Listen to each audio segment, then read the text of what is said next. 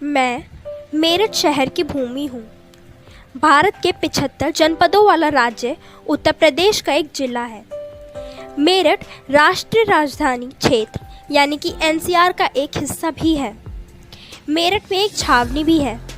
मेरठ शहर उत्तर प्रदेश के सबसे ज़्यादा विचित्र शहरों में से एक है। ये शहर खेल के सामानों का सबसे बड़ा उत्पादक है। भारत में संगीत वाद्य यंत्रों का भी सबसे बड़ा उत्पादक है। मेरठ का सर्राफा एशिया का नंबर 1 व्यवसाय बाजार है। सोने के बारे में कहे तो मेरठ शहर कई तरह के उद्योगों के लिए प्रसिद्ध है। मेरठ का निर्माण व्यवसाय में बहुत तेजी से आया है। जैसे कि दिखता है, शहर की कुछ इमारत, शॉपिंग एंड अपार्टमेंट है। इनमें से सबसे प्रसिद्ध है बाबा औगरनाथ का मंदिर। वैसे तो देश के बड़े बड़े मंदिर किसी न किसी ऐतिहासिक घटना से जुड़े हुए हैं, लेकिन आज हम जिस शिव मंदिर के बारे में बताने वाले हैं वो देश के प्रथम स्वतंत्रता संग्राम से सीधा जुड़ा हुआ है। ये मंदिर प्राचीन काल से स्थित है और इस मंदिर को कालीपलटन भी कहा जाता है। तो आइए दर्शन करते हैं इस मंदिर की। कहा जाता है इस मंदिर के शिवलिंग को स्थापित नहीं किया गया था, इसकी खोज की गई थी। यहाँ की यह भी मान्यता है कि यहाँ मांगी हुई मनोकामना ज़रूर पूरी होती है। यहाँ पर स्थित नंदी जी भी बहुत सुंदर दिखाई देते हैं और इनके कान में बोली हुई मनोकामनाएं ज़रूर पूर्ण होती हैं। चलिए अब चलते हैं राधा कृष्ण के मंदिर की ओर। यह इस मंदिर का बहुत सुंदर स्थान है। यहाँ पर राधा कृष्ण की बहुत लीला देखने को मिलती है। कृष्ण के साथ राधा को सर्वोच्च देवी का दर्जा प्राप्त है और यह कहा जाता है कि कृष्ण संसार को मोहित करते हैं, लेकिन राधा उन्हें भी मोहित कर लेती हैं। दूसरी ओर स्थित दुर्गा देवी का मंदिर भी बहुत सुंदर दिखाई देता है। दुर्गा माँ शक्ति हिंदुओं की प्रमुख देवी हैं, जिन्हें देवी शक्ति और पार्वती, जगदम्बा और आदि नामों से भी जाना जाता है। शाक्त संप्रदाय की वह मुख्य देवी हैं जिनकी तुलना परम ब्रह्म से की जाती है। दुर्गा को आदि शक्ति प्रधान, प्रकृति, गुणवती, योग माया, बुद्धित्व की जननी तथा विकार रहित बताया गया है। दुनिया भर में प्रसिद्ध 3 गांधी जी के बंदर भी यहाँ स्थित हैं। बुरा मत सुनो, बुरा मत देखो, बुरा मत बोलो, और ये शांति को दर्शाते हैं। मेरठ का घंटाघर तो सभी जानते हैं, लेकिन इससे जुड़े किस्से आप शायद ही जानते हो। इसकी टिक टिक करती घड़ी हमेशा लोगों को सही समय बताती है। एक समय था जब पूरा ही शहर इस घड़ी के पेंडुलम की आवाज़ पर चलता और थम जाता था। ब्रिटिश राज में इस भीड़भाड़ वाले इलाके में 1913 में घंटाघर का निर्माण हुआ और इंग्लैंड से वेस्टर्न एंड वॉच कंपनी की यह घड़ी 1914 में लगाई गई। इसके बराबर में ही टाउन हॉल है। शहर के बीचों बीच होने के कारण घंटाघर क्षेत्र में आज़ादी की लड़ाई के लिए सभाएं होती थी। मेरठ के घंटाघर का शिलान्यास 17 मार्च 1913 को हुआ था और करीब 1 साल में यह बनकर तैयार हुआ। इस घड़ी के पेंडुलम की आवाज़ 15 किलोमीटर दूर तक जाती थी। बताते हैं कि यहाँ लगने वाली घड़ी जर्मनी से मंगाई गई थी, लेकिन जिस समुद्री जहाज से घड़ी लाई जा रही थी वह जहाज डूब गया था। इसके बाद 1914 में इलाहाबाद हाई कोर्ट में लगी घड़ी को यहाँ लगाया गया।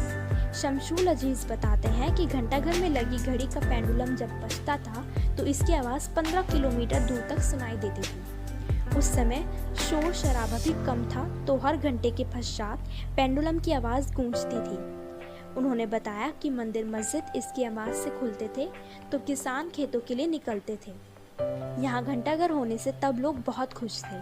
1990 के बाद घंटाघर की घड़ी से लोगों को समय मिलाने में दिक्कतें आनी शुरू हो गई, क्योंकि इस बड़ी घड़ी के पीतल के पास चोरी हो गए थे। इसके बाद तो किसान खेतों के लिए निकलते थे। यहाँ घंटाघर होने से तब लोग बहुत खुश थे। 1990 के बाद घंटाघर की घड़ी से लोगों को समय मिलाने में दिक्कतें आनी शुरू हो गई, क्योंकि इस बड़ी घड़ी के पीतल के पास चोरी हो गए थे। इसके बाद घंटाघर की घड़ी बंद हो गई। घंटाघर की जिम्मेदारी नगर निगम मेरठ की है, लेकिन यह घड़ी तब से लेकर अब तक लगातार और ठीक भी नहीं चल पाई। बीच बीच में कुछ निजी प्रयास भी हुए, लेकिन कुछ समय के लिए ठीक रही, लेकिन फिर बंद हो गई। मेरठ की भूमि पर बना सारनाथ का स्तंभ अशोक स्तंभ के नाम से जाना जाता है। सारनाथ स्थित इस स्तंभ के शीर्ष पर 4 शेर बैठे हैं और सभी की पीठ एक दूसरे से सटी हुई है। राजचिन्ह में 4 सिंह हैं। पर इनमें से सिर्फ 3 ही दिखाई देते हैं। ये चारों शेर शक्ति, साहस, आत्मविश्वास और गौरव का प्रतीक है। भारत सरकार ने राज चिन्ह को 26 जनवरी 1950 को अपनाया था। सम्राट अशोक मौर्य वंश तीसरे राजा थे। उनका राज चिन्ह कुश से बंगाल की खाड़ी तक फैला हुआ था। इनमें विशिष्ट मूर्ति कला की गई है जो इसको बहुत सुंदर बनाती है। अमर जवान ज्योति 1971 के भारत पाकिस्तान युद्ध के बाद भारतीय सशस्त्र बलों के शहीद और अज्ञात सैनिकों की याद में बनाया गया एक भारतीय स्मारक है जो युद्ध के दौरान मारे गए थे।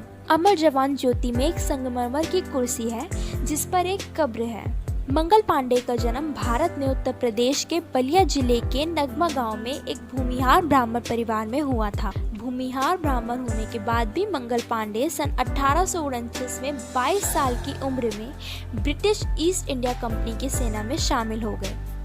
1857 का संग्राम ब्रिटिश शासन के खिलाफ एक बड़ी और अहम घटना थी। अंग्रेजों के खिलाफ जो संगठित पहला विद्रोह भड़का वह 1857 में था। शुरू में तो यह सिपाहियों के विद्रोह के रूप में भड़का, लेकिन बाद में यह क्रांति बन गया। मेरठ में बना शहीद स्मारक सबसे पुराने स्मारकों में से एक है। सफ़ेद मार्बल से बना यह स्मारक 30 मीटर ऊंचा है और इसका निर्माण युद्ध में शहीद हुए भारतीय सिपाहियों को श्रद्धांजलि देने के लिए किया गया था। विशेषकर इसका संबंध 1857 में हुई आज़ादी की पहली लड़ाई से है। स्वतंत्रता दिवस और गणतंत्र दिवस के मौके पर काफ़ी लोग इस स्मारक पर पहुंचते हैं और देश के लिए अपनी जान की कुर्बानी देने वाले स्वतंत्रता सेनानियों को श्रद्धांजलि देते हैं।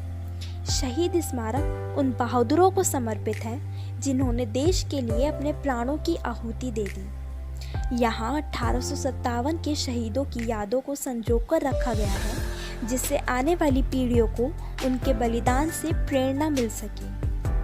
टास्क फोर्स द्वारा की गई संतुष्टियों के अनुरूप उत्तर प्रदेश शासन के अधीन उत्तर प्रदेश संग्रहालय निदेशालय द्वारा संचालित राजकीय स्वतंत्रता संग्राम संग्रहालय मेरठ की स्थापना हुई। शहीद स्मारक का औपचारिक लोकार्पण 10 मई 2007 को हुआ। 2005 से यहाँ विभिन्न सरकारी विभागों द्वारा मेरठ के नागरिकों तथा शहीद स्मारक मेरठ के सहयोग से विकास की एक संयुक्त प्रक्रिया चलाई जा रही है, जिसके फलस्वरूप यह स्थल एक अति मनोरम पार्क के रूप में उभर कर आ रहा है। सूरजकुंड मेरठ में स्थित एक बड़ा कुंड है और यह स्थान हिंदुओं के लिए बहुत महत्वपूर्ण है क्योंकि यहाँ प्राचीन मंदिर भी पाए गए हैं। इस कुंड का निर्माण एक धनी व्यापारी जवाहरलाल ने 1714 ईस्वी में करवाया था। सूरजकुंड में एक तालाब स्थित है जिसका जल आबू नाला से प्राप्त होता है, लेकिन अब कुछ समय से इसका जल गंगा नहर से प्राप्त होने लगा। सूरजकुंड के चारों ओर मेरठ के कुछ अति महत्वपूर्ण मंदिर स्थित हैं जिनमें मनसा देवी और बाबा मनोहर मंदिर प्रमुख हैं। सारे मंदिर शाहजहां के समय में बने थे। इन सब मंदिरों तथा उसके आसपास स्थित समाधियों पर अभिलेख भी मिलते हैं जो इस क्षेत्र के स्वर्णिम इतिहास के प्रमुख हैं। सारे मंदिर शाहजहां के समय में बने थे। इन सब मंदिरों तथा उसके आसपास स्थित समाधियों पर अभिलेख भी मिलते हैं जो इस क्षेत्र के स्वर्णिम इतिहास के गवाह हैं। सती और कुबेर मंदिर खुद में विशिष्ट हैं। इनमें कुछ मंदिर नागरी शैली के हैं और कुछ मराठी शैली के हैं। यहाँ मेरठ का अति प्राचीन गुरुद्वारा भी स्थित है। सूरजकुंड में एक शानदार मेला लगता है। सूरजकुंड मेला प्रत्येक वर्ष दशहरा के दौरान बड़ी भव्यता और प्रदर्शन के साथ आयोजित किया जाता है। इस दिन यहाँ बुराई पर अच्छाई की जीत के प्रतीक रावण का पुतला जलाया जाता है। इसी मैदान में सभी बच्चे खेलने आते हैं। सभी बड़े और बूढ़े लोग इस मैदान में आकर व्यायाम करते हैं। यहाँ पर स्वामी विवेकानंद जी की मूर्ति भी स्थित है। स्वामी विवेकानंद जी भारतीय वैदिक सनातन संस्कृति की जीवित प्रतिमूर्ति थे, जिन्होंने संपूर्ण विश्व को भारत की संस्कृति, धर्म के मूल आधार और नैतिक मूल्यों से परिचय कराया। परिवार और बच्चों के लिए एक आदर्श आनंद सूरजकुंड पार्क मुख्य रूप से अपनी शांतिपूर्ण सेटिंग और हरे भरे हरियाली के कारण मेरठ में सबसे लोकप्रिय पर्यटक आकर्षणों में से एक। मेरठ तकनीकी रूप से उन्नत शहर है। यहाँ हजारों शैक्षणिक संस्थान, स्कूल और इंजीनियरिंग कॉलेज हैं। यहाँ शांत, ताज़ा, ऊर्जावान और सुखद जलवायु है। मेरठ कई उद्योगों जैसे आभूषण, बिजली, प्रिंटिंग प्रेस, संगीत वाद्य यंत्र आदि का घर है। मेरठ का सर्राफा बाजार एशिया के सबसे बड़े सर्राफा बाजारों में से एक है। बाजार, शिक्षा, व्यापार और अर्थव्यवस्था में मेरठ का अत्यधिक विकास हुआ है। इतना ही नहीं, मेरठ में जन्मे हुए प्रसिद्ध कलाकार जैसे चित्रांगदा सिंह, अरुण गोविल, कैलाश खेर, भुवनेश्वर कुमार, शफक नाज समेत कई लोगों ने मेरठ की भूमि का नाम रोशन किया है। और यहाँ पर भी मेरठवासी रुकेंगे नहीं, बल्कि सफलता की ओर चलते चले जाएंगे। भव्य नगरी मेरठ को और भव्य